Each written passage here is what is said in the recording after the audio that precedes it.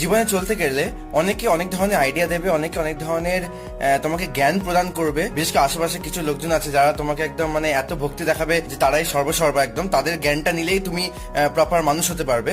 সেরকম একদম নয়। জীবনে একজন কি দুজন আদর্শ মানুষ রাখবে, তাদের কথা শুনে চলবে, দেখবে জীবনে সবসময় সঠিক পথটার দিকে তুমি এগোতে পারবে। দেখবে কোনো কিছু বড় সিচুয়েশন হ্যান্ডেল করতে গেলে, বা খারাপ সিচুয়েশন বা কোনো ভালো সিচুয়েশন বা কোনো প্রোগ্রাম অ্যারেঞ্জ করতে গেলে, দেখবে সবসময় আমরা একজনকে সিলেক্ট করি যে ইনি সিনিয়রিটি হিসেবে হতে পারে বা এক্সপিরিয়েন্স পার্সন হিসেবে হতে পারে, ইনি আমাদের বয়োজ্যেষ্ঠ মানুষ বা ইনি এক্সপিরিয়েন্স পার্সন, আমরা একে সিলেক্ট করলাম, ইনি সমস্ত দায়িত্ব বা কি কি করা উচিত না উচিত সেগুলো আমাদেরকে বলবে, আমরা সেইভাবে কাজ করব। এখন এখানে যদি 10টা মাথা কাজ করে না, তো 10 রকম আইডিয়াতে কাজটা পুরোটা লন্ডভন্ড যা হবে একটা মাথাতে। ওই সবার আইডিয়া নিতে গেলে কিন্তু তুমি প্রত্যেকটা ক্ষেত্রে বিপদে পড়বে, সেটা পড়াশোনার ক্ষেত্রে হোক না কেন, লাইফের প্রত্যেকটা পদক্ষেপে হোক না কেন।